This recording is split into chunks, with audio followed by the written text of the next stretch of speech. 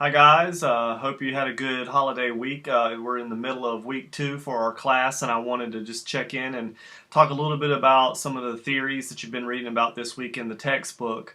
Um, I wanted to touch base real briefly on some of the basic models that were in the textbook, but I really want to spend a majority of my time for this short video on the biopsychosocial model because I believe that is a model that is really thorough and adds a lot to the understanding of addiction. Also, it helps, I think, families really grasp the comprehensiveness of this disease for the person that is going through that in their family. So, really, when we talk about theory, it's important to really be able to approach addiction counseling with a set of theories, or at least zoning in on a theory that works for you.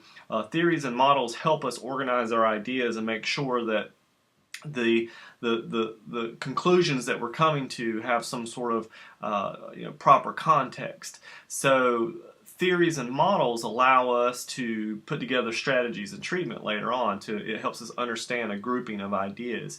Now, in addictions theories, and you read some of these in the textbook, and I'm going to go over most of those just real, like I said, briefly, and focus mostly on the biopsychosocial model.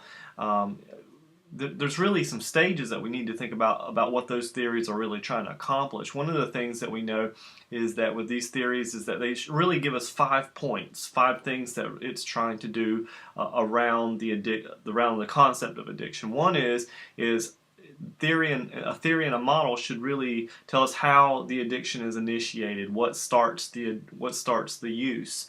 Another thing that it should do is it should explain why that substance use continues throughout. And it should also provide us with an explanation of the concept of addiction, that model or theory that you're using. It also should at the same time give us a concept or theory of recovery and relapse. So those 5 points really should be explained in those theories. Now, one of the first theories that popped up for you guys in the textbook was the moral theory, which is a really interesting theory. It certainly has been the theory that's been around the longest to explain this concept of addiction, and started way back, really focusing around this idea that people drink and use drugs and use drugs and drink problematically because they have some sort of moral weakness, or that there's some low moral fiber there that is with that person, and that doesn't allow them to make good decisions and be strong and have good willpower. And we know, I think now, with the amount of research that we have through a lot of good sources, particularly the NIAAA, which is linked in our Blackboard site, and to NIDA, which is also linked in our Blackboard site, that we have enough research to know that this is bigger than just having willpower. So, and by the way, even though this moral theory sounds like a simplistic kind of explanation of a very complex problem, we still have plenty of people in the world who subscribe to this theory. They believe that it's an issue. Why, they ask about their family members, and you'll get this when you're working with families of addicts and alcoholics.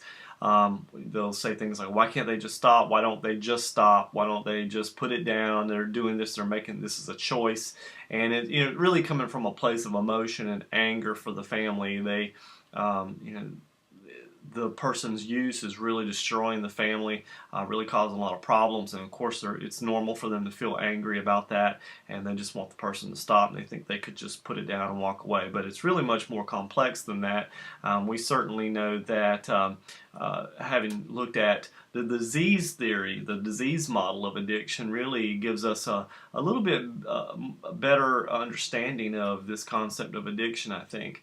The disease model really came from Jelinek. The Jelinek model and the Jelinek curve really explained that there were phases and stages of addiction, and that it was highly motivated physiologically, that the addict and the alcoholic, once they had that drugs and the alcohol in their system, that it had created changes in their body that didn't allow them to have full ability to make good choices, and that those, and also a big part of this is a loss of control. So that once they started to drink or use, that they lost control psychologically and physically, and they became physically dependent, psychologically dependent on the drug, and that they were really suffering from a disease that had no cure. And the only treatment really was complete abstinence. And this is a model, it's the disease theory, the medical model, the Minnesota model, that has a lot of different names. But you'll see that this is the primary model that is used in treatment centers across the board. I think a lot of treatment centers subscribe to this theory. So you'll definitely need to have a good understanding of this theory if you're going to work with addicts and alcoholics. Another component to this disease theory is this idea of genetics and predisposition to the disease of addiction. And I think that you will see that as you're working with families, that as you start to do these assessments, which we'll talk about next week, and how you start to gather information from families, is that you'll see that these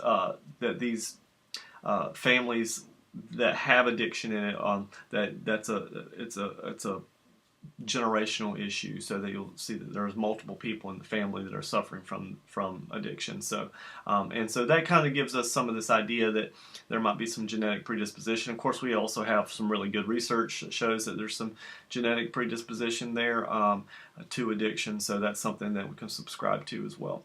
So those are the two main models, the moral model, the disease model. Those are the two biggies. And of course, there were some other things that you were exposed to in the book, and I'm going to sort of let you explore those in the book. I wanted to talk specifically more about this concept of the biopsychosocial model. I think this is one of the models that probably most modern and educated addictions counselors, people who have got good training, good education behind this, I think subscribe to the biopsychosocial model.